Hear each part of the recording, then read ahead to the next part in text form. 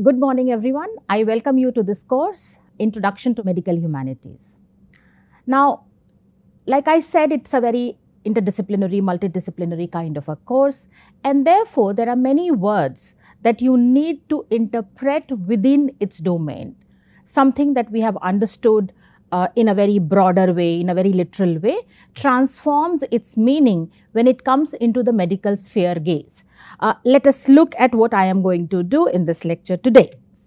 So, there are many concepts like bioethics, care, body, technology, caregiving, all these that I will discuss today and talk briefly about it, very briefly, in terms of basic understanding of these particular concepts within the scope of medical humanities. We will begin with bioethics. So, broadly speaking, when we think of bioethics, we combine two words. It's primarily a field in philosophy, but primarily if you see two words, bio and ethics. Bio means body, something which is physical, and ethics related to morality. But in the context of medical humanities, it is a lot more. Let us go from here. So, bioethics is primarily at its core asking a simple but profound question: what should we do and what we shouldn't? And also why? The term bioethics was introduced in the United States in 1971 by Van Rensselaer Potter, who thought of it as a bridge between biological sciences and the humanities. His intervention was significant because it argues for critical and ethical reflection rooted in human values. Bioethics is now used as an umbrella concept encompassing several interrelated areas of ethical inquiry. The first area is biomedical ethics, also referred to as clinical ethics. This area places the individual patient at the center of ethical deliberation. The second area is research ethics, which includes questions related to informed consent. The third area is public health ethics, which shifts the focus from individuals to communities. The fourth area is environmental ethics, which places human interaction with the biosphere at the center of ethical concern. Most bioethicists work in one of three primary settings. Academic bioethicists conduct normative and empirical research on ethical questions related to medicine, science, and technology. Clinical bioethicists practice through healthcare, ethics consultation, and assisted patients. Research bioethicists provide ethical guidance within academic medical centers. A critical contemporary concern within bioethics is the need to create spaces for voices that have historically been excluded from the dominant spaces of knowledge making. The second concept that we will be dealing with that is body. Now, body is usually interpreted as biological, but in medical science, body is assigned a meaning. It has a social, cultural, and also a political identity. How do we then decode body? When it comes to medical humanities, let us first look at how biomedicinal practice and medical humanities view the body. While biomedicine often approaches the body as something to be examined and measured and repaired, the medical humanities asks how the body is experienced, interpreted, and situated within social relations. Biomedical practice traditionally views the body through anatomy, physiology, and pathology, often fragmenting it into organs, systems, and functions. Medical humanities foregrounds the idea of the lived body, the body as felt, sensed, and inhabited. The body is also a social body. Social as in shaped by norms, culture, narratives, traditions, gender, caste, class, disability. I can go on so many categories. Medical categories or medical understanding often sidelines these intersections. But when it comes to body within the medical humanities gaze, we emphasize on the value of these intersections, these factors to be taken into consideration while decoding what the body has experienced. Therefore, body cannot be understood in the isolation of the term body as in physical in medical humanities. It's a very important construct because each one of us have a body and each body has a story of medicine to tell. The third is the aspect of care that we have to take into consideration, and care is often understood as attitude of looking after somebody else or caring for something. It's a very ethical idea, but let us go more. It basically involves practical labor, emotional engagement, and responsibility towards others, especially those who are ill, disabled, elderly, or dependent. Across societies, the majority of care work has historically been performed by women, who are often assumed to be naturally suited to qualities such as nurturance, empathy, and generosity. Now, these assumptions are closely tied to women's role as daughters, wives, and mothers. Classical Marxist theories of labor, for instance, rarely account for care. Feminist scholars have pointed out that economically recognized productive labor is sustained by vast amounts of unpaid and underpaid care work. Largely, these activities are performed by women and people of color in other spaces across the world. As hospitals took on the responsibility for treating illness, the home increasingly became the space for caring of people whose conditions did not require specialized medical intervention. More recently, deinstitutionalization has transformed care practices by making people with disabilities more visible. At the same time, care is often described today as being in crisis. Journalistic and policy discussions frequently frame care as an unsustainable burden. Medical and health humanities challenge this framing by asking a fundamental question: how do we define work, personhood, and a good life for both caregivers and care receivers? In fact, I will talk about it in much detail when I take up the element of care in the literary or cinematic reflections. But at this point of time, I think it's very important to take into consideration that care was always interpreted as caring for somebody else. But it is in contemporary times that even caregiver fatigue has been taken into its foray of care. And that is also an important concern that has come out from, you can call it either medical humanities or health humanities. The next point that I must talk about is contagion. Now, the term contagion derives from the Latin word contagio or contagium, meaning to touch together. The specific understanding of contagion as a form of communicable disease is historically more recent, at least in the Western context. The Oxford English Dictionary traces this meaning, and I quote, "The communication of disease from body to body by contact, direct or indirect." This definition is assigned to the early 16th century. This historical shift reveals how contagion moved from a general idea of contact to a medicalized concept tied to infection and transmission. Debates around the proper use of the term highlight some of the central ethical and practical tensions within the health humanities and medical humanities study. One of the most influential critiques, and I will just discuss her in the next lecture, Susan Sontag, argued that the language of contagion often stigmatizes the sick by collapsing disease and person into one. In such framings, individuals are treated not only as ill but as threats. At the same time, contagion is not only a medical concept, it also unsettles the boundary between the disciplines. Contagion has functioned as a central metaphor across disciplines for understanding how ideas, emotions, language, and social formation spread.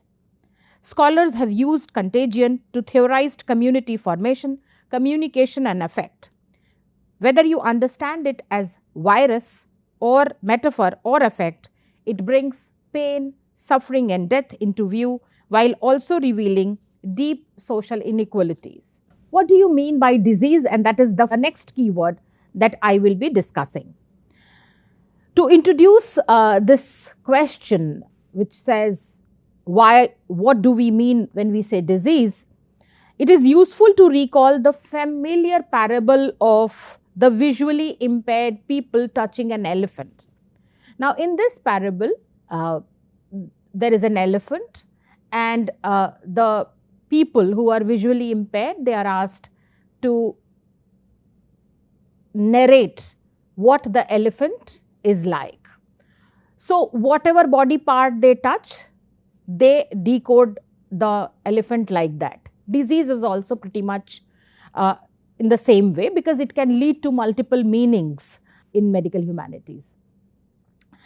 A historian of medicine, Osei Temkin, described two broad and competing ways of thinking about disease. The first is the ontological view, which treats disease as a fixed and identifiable entity. From this perspective, a disease is understood as something that exists independently of the person. Diseases such as plague, tuberculosis or COVID-19, the very recent COVID-19, are often understood through this lens. The second is physiological view, which understands disease as something that is experienced differently by each individual. Here, disease is not a single uniform entity. Instead, suffering varies. It is seen as existing along a continuum. Disease is not shaped by biology alone, but institutions such as medical authorities, pharmaceutical companies and governments play a central role in deciding what counts as a disease, who gets diagnosed and who receives treatment. Anthropologists have further shown that culture can materially shape itself.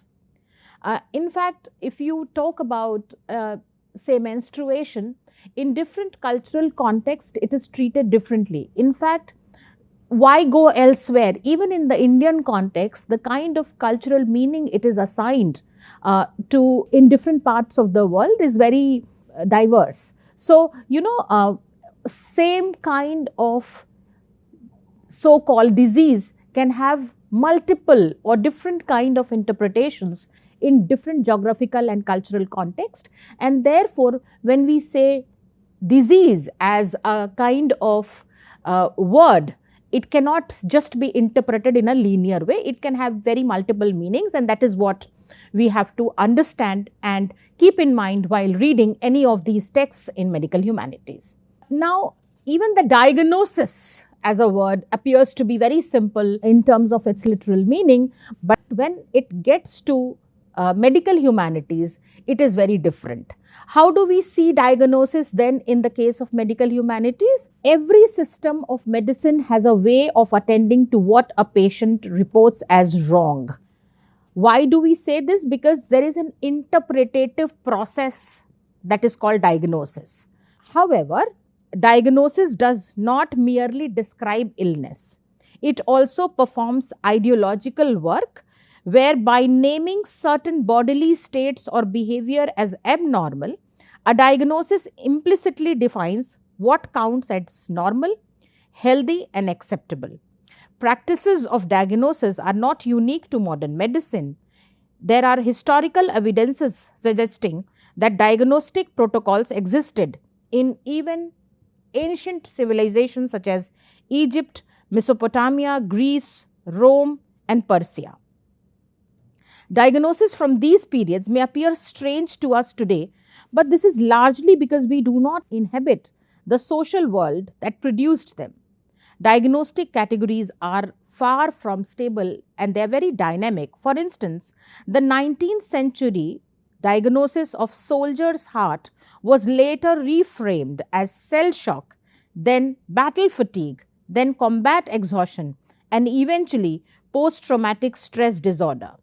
Further, the intelligibility that diagnosis provides comes at the cost of objectification, because diagnostic categories make suffering legible and manageable. They can reduce complex life into labels and reinforce inequality. So when you talk about diagnosis, it's important that we see its very interpretative meaning within the medical humanities.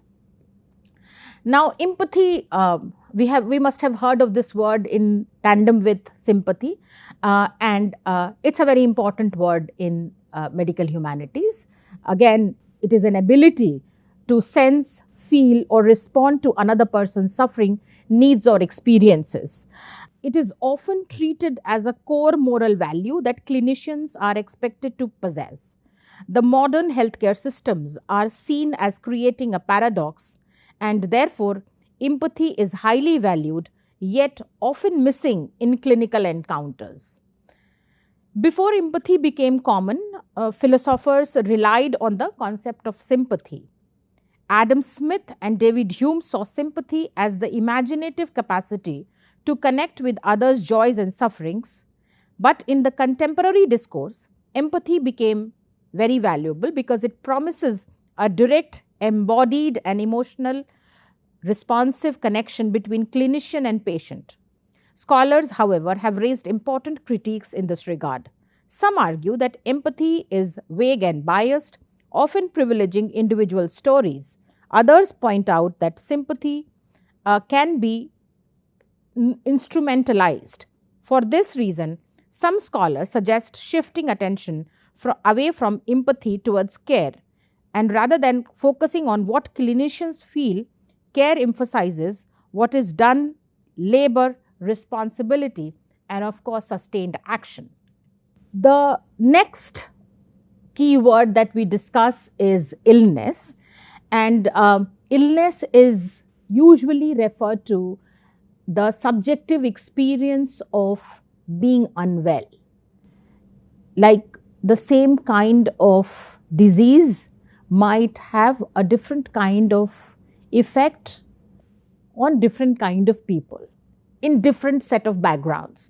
So that is what illness as a keyword decodes in medical humanities. Again, like I must have stated earlier, refrain from having a very linear understanding of their word. They emphasize on multiple meanings depending upon multiple contexts. So in this case, when we discuss illness, we find that unlike disease, which is identified through biomedical tests and clinical criteria, illness exists within a person's social, personal, and emotional world and cannot be fully captured by diagnostic tools alone. While illness refers to lived experience, sickness points to the social recognition and institutional management of that experience, who is believed, who receives care, and whose suffering is legitimized. Illness is shaped by personal biography, family relationships, moral values, and cultural expectations, making it inseparable from social experience. In fact, Arthur Kleinman talks about it, and I will deal with his theories in the next lecture and in detail when I discuss the medical theorists. Medical humanities thus foregrounds illness precisely because it draws attention to forms of suffering that remain invisible within disease-focused biosocial models. Illness can exist without disease. People may experience pain, exhaustion, or functional disruption even when no clear biomedical diagnosis is available, as in chronic pain. Illness is also a social and behavioral phenomena. Illness involves recognizing oneself as unwell and adopting behaviors associated with that state, behaviors that are themselves culturally patterned. Illness therefore carries significant ethical weight, and medical humanities insist that ethical medicine must respond not only to disease but to illness as lived suffering, affirming patients' experience as meaningful and worthy of discussion and attention.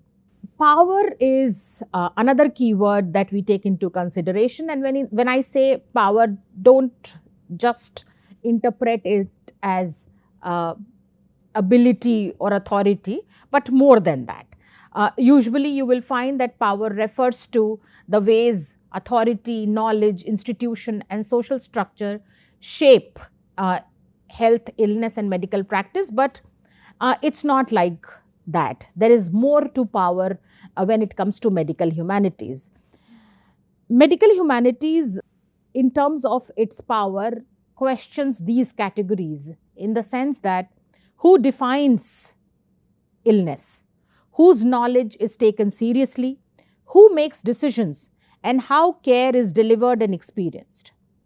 Therefore, medical humanities challenge the idea that medicine is a neutral or purely scientific enterprise by showing how medical knowledge itself functions and has power. Modern medicine exercises power by classifying bodies, naming diseases, and establishing norms of normality and pathology.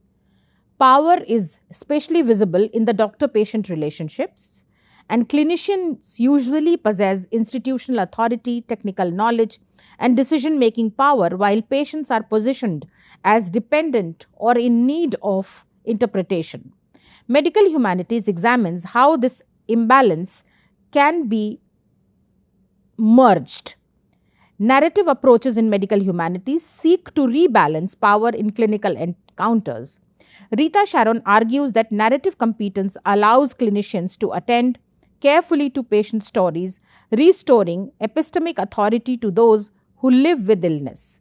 Importantly, power is not only oppressive, it is productive, and medical systems create possibilities for healing, protection, and collective well-being. Medical humanities, therefore, does not reject power, but seek to make it visible, accountable, and ethically grounded. The keyword of narrative, when we say narrative, we usually focus on stories. In our context, in the context of our course, we can talk about literary and cinematic narratives, but when it comes to the broad scope of medical humanities, narrative can be just anything.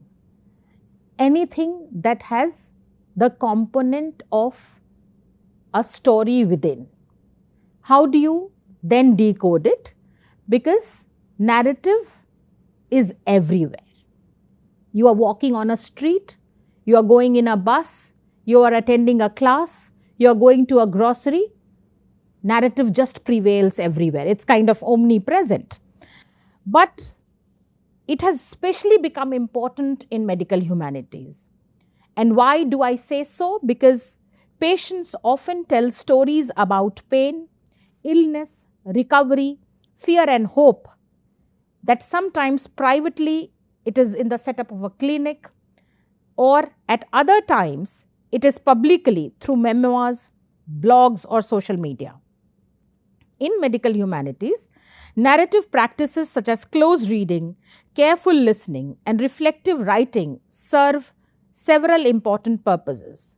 They help improve clinician-patient relationship, question the assumptions of biomedical science, support patient and community advocacy, and expose the inequalities and ethical quotients within that. Humans have told stories for tens of thousands of years. From early cave paintings to ancient epics, they are just everywhere. The formal study of narrative is called narratology, which you will come across in many of the English literature, linguistics and other related domains.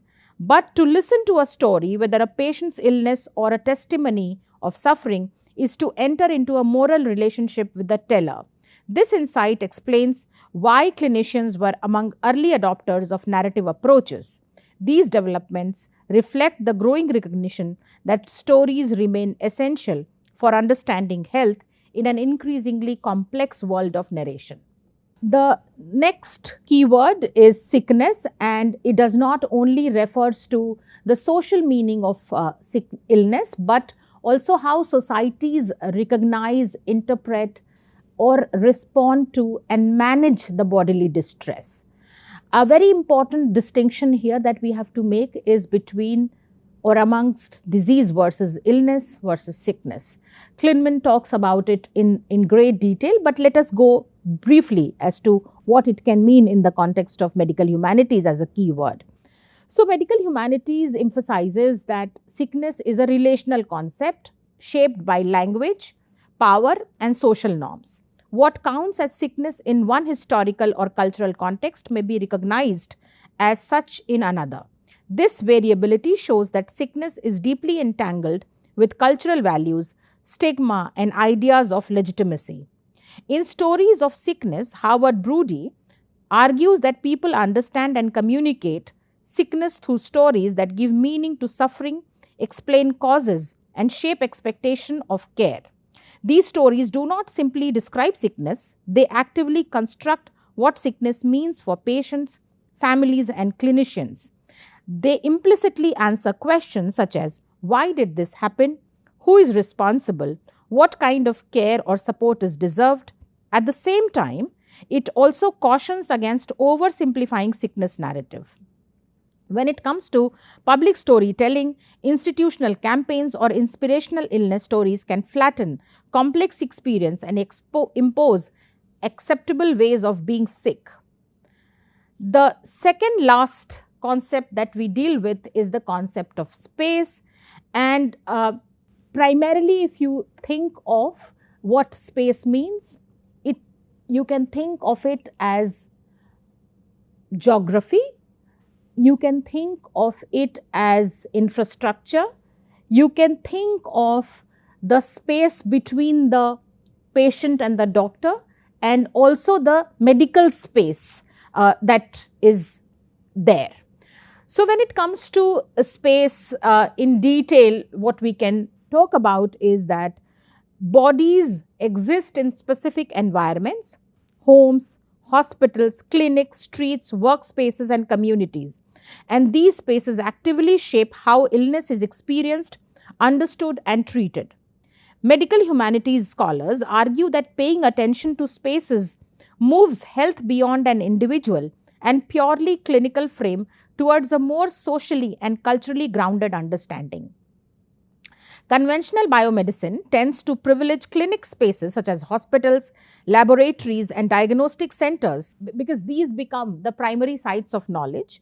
But medical humanities challenges this narrow focus by drawing attention to non-clinical spaces as well: homes, religious sites, community settings, and everyday environments where health is also produced and managed.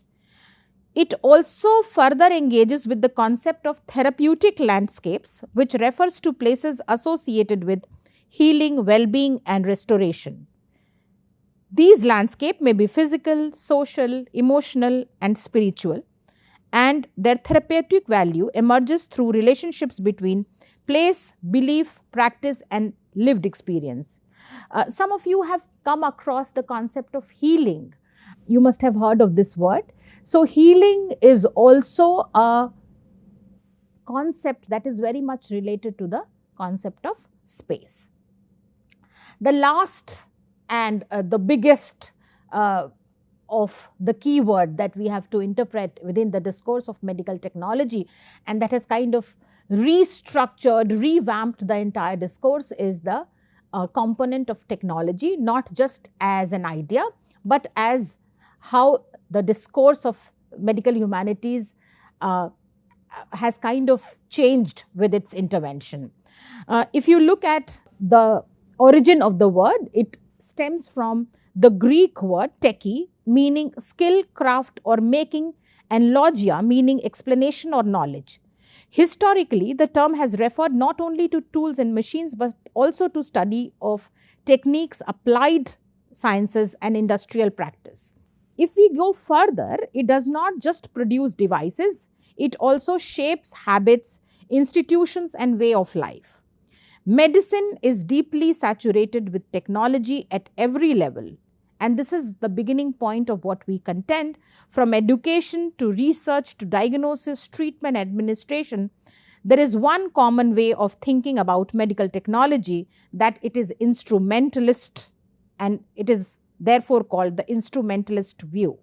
From this perspective, technologies are neutral tools used to achieve human goals. They have no agency of their own and are neither good or bad in themselves, but their moral value depends on how they are used. From the perspective of technology as a form of life to technologies are not just tools but forces that recognize social relations, values and expectations. They have gone on to be embedding different kind of responsible approach to medical humanity, therefore requiring both perspectives together. So what you come across in medical humanities is a very responsible usage, or how it is used, how technology is used for the benefit of patients and the benefit of mankind. That is what is interpreted. So you will find that many of these narratives as well in literature and cinematic narratives that I will discuss in further. For the time being, I will stop here, and in the next class, we will discuss the major theorists of the medical humanities. Thank you.